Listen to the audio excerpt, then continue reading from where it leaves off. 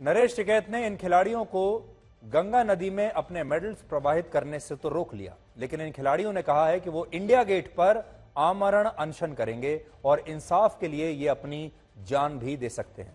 लेकिन दिल्ली पुलिस ने कहा है कि किसी भी खिलाड़ी को अब इंडिया गेट पर विरोध प्रदर्शन करने की इजाजत नहीं है और ना ही मिलेगी, और अगर कोई खिलाड़ी ऐसा करता है तो उसके खिलाफ कानूनी कार्रवाई की जाएगी। किसी भी देश के खिलाड़ी उस देश के लोगों के असली हीरो और रोल मॉडल होते हैं। हम आपसे हमेशा कहते हैं कि हीरो जो असली होते हैं वो फिल्मी हीरो नहीं होते जिन्हें आप देखते हैं, असली हीरो ये होते हैं, और खिलाड़ी देश की धरोहर माने जाते हैं, लेकिन इन्हें हम अपने सिर आंखों पर बैठा कर रखते हैं।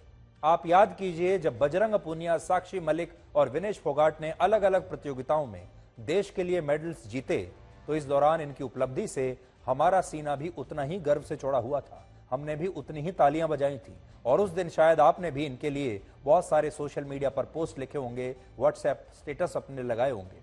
लेकिन आज ये खिलाड़ी इंसाफ की मांग कर रहे हैं और इनका कहना है कि दिल्ली पुलिस ने यौन शोषण के मामले में 28 अप्रैल को 2 एफआईआर दर्ज की, जिनमें एक एफआईआर पॉक्सो एक्ट के तहत दर्ज हुई।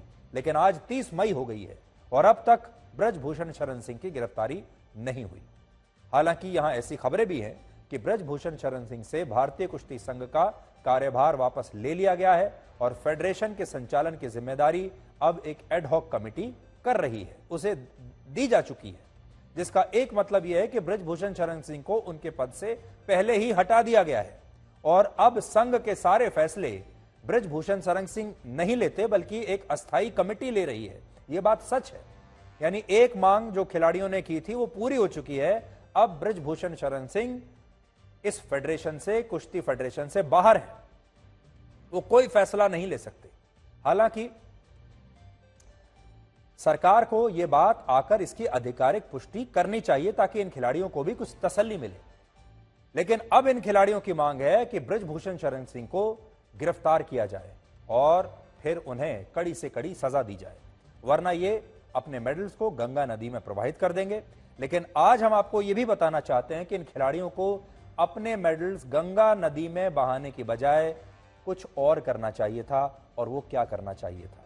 इन्होंने आज जो किया है ये कदम गलत है, और इन खिलाड़ियों को जो लोग भी सलाह दे रहे हैं, जो भी इनके मार्गदर्शक हैं, जो भी इनके सलाहकार हैं, उन्होंने ये सलाह इन्हें सही नहीं दी कि ये हरिद्वार पहुंच जाएं और अपने मेडल्स को गंगा में विसर्जित कर दें, क्योंकि मेडल्स अब इनके भी नहीं हैं, मेडल्स तो इस देश के हैं। और जैसा हमने आपको कहा, मेडल्स तो आत्मा की तरह है, मेडल शरीर की तरह नहीं है, मेडल नश्वर नहीं है, मेडल्स अमर होते हैं। इसलिए इन्हें यह कदम तो बिल्कुल नहीं उठाना चाहिए था, यह गलत सलाह किसी ने इन्हें दी है। लेकिन ये और क्या कर सकते हैं और इन्हें और क्या करना चाहिए, वो आज हमें जरूर इन्हें हम सुझाव देना चाहते हैं। पहली बात, इन खिलाड़ियों को अपने ये सारे मेडल्स सरकार को वापस लौटा देने चाहिए। तो अगर ये चाहते तो गंगा नदी में विसर्जित करने की बजाय ये मेडल्स सरकार को वापस कर सकते हैं। दूसरा, ये सरकार द्वारा पुरस्कार के रूप में दी गई सरकारी नौकरियों से इस्तीफा दे सकते हैं, उन नौकरियों से जो इन्हें देश के लिए मेडल जीतने के बाद इसी सरकार के जरिए मिली थी। तो दूसरी बात ये कर सकते हैं, अगर आपको सरकार के खिलाफ विरोध प्रदर्शन करना है तो आपको सरकारी नौकरी त्याग देनी चाहिए, क्योंकि यह कैसे होगा कि आपने अपना मेडल तो त्याग दिया लेकिन आप नौकरी सरकार की ही करते रहेंगे। बजरंग पूनिया, साक्षी मलिक और विनेश फोगाट, ये तीनों ही खिलाड़ी भारतीय रेल में गजेटेड ऑफिसर हैं और रेलवे में यह सरकारी नौकरी उन्हें मेडल जीतने के बाद मिली है, जिसके लिए इन्हें हर महीने लगभग सैलरी के रूप में 1 लाख रुपए के आसपास तनख्वाह मिलती है। इसीलिए आज जब इन खिलाड़ियों को लगता है कि उनके साथ न्याय नहीं हो रहा, तो वो इन नौकरियों से अपना इस्तीफा दे सकते हैं। तीसरा काम वो ये कर सकते हैं कि ये खिलाड़ी चाहें तो उस पुरस्कार राशि को भी लौटाकर सरकार का विरोध कर सकते हैं जो इन्हें मेडल जीतने पर सरकार से मिली थी। साक्षी मलिक को 10 करोड़ रुपए मिले थे, बजरंग पूनिया को 6 करोड़ रुपए मिले थे, विनेश फोगाट को 5 करोड़ रुपए की राशि इनाम के रूप में अलग अलग सरकारों से मिली थी।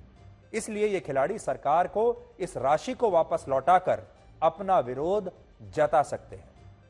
कहने का मतलब यह है कि इस लड़ाई में ये खिलाड़ी इन लोकतांत्रिक तरीकों को अपनाकर अपना विरोध जता सकते हैं, जारी रख सकते हैं, लेकिन मेडल्स को विसर्जित करने का फैसला सही नहीं है और यह बात इन खिलाड़ियों को आज समझनी चाहिए। इसीलिए हम बार बार ये कह रहे हैं, मेडल्स को विसर्जित मत कीजिए, सरकारी नौकरी को त्याग दीजिए, सरकार से जो पुरस्कार मिला है उसे त्याग दीजिए और अगर आपको मेडल्स नहीं रखने हैं तो सरकार को वापस कर दीजिए। इसके अलावा अगर ये खिलाड़ी लोगों का ध्यान और ज्यादा आकर्षित करना चाहते हैं तो इसके लिए अब ज्यादा इंतजार करने की जरूरत नहीं है। चुनाव आने ही वाला है, ये चुनाव लड़ सकते हैं। हमारे देश में अगले साल ही लोकसभा के चुनाव होने वाले हैं, कुछ ही महीनों की बात है। और हरियाणा में, जो कि इनका राज्य है, हरियाणा में विधानसभा चुनाव भी अगले साल होने वाले हैं। इसलिए चुनाव लड़कर भी ये खिलाड़ी अपनी बात साबित कर सकते हैं, लोकतांत्रिक तरीके से अपनी बात को देश के सामने रख सकते हैं, लोगों का ध्यान आकर्षित कर सकते हैं। और जिस नए संसद भवन के बाहर ये प्रदर्शन कर रहे थे उस दिन जब इनकी गिरफ्तारी हुई, चुनाव जीतकर उसी नए संसद भवन में जाकर उसी सरकार के सामने जाकर बैठ सकते हैं, अपनी मांगे मनवा सकते हैं एक सांसद के तौर पर।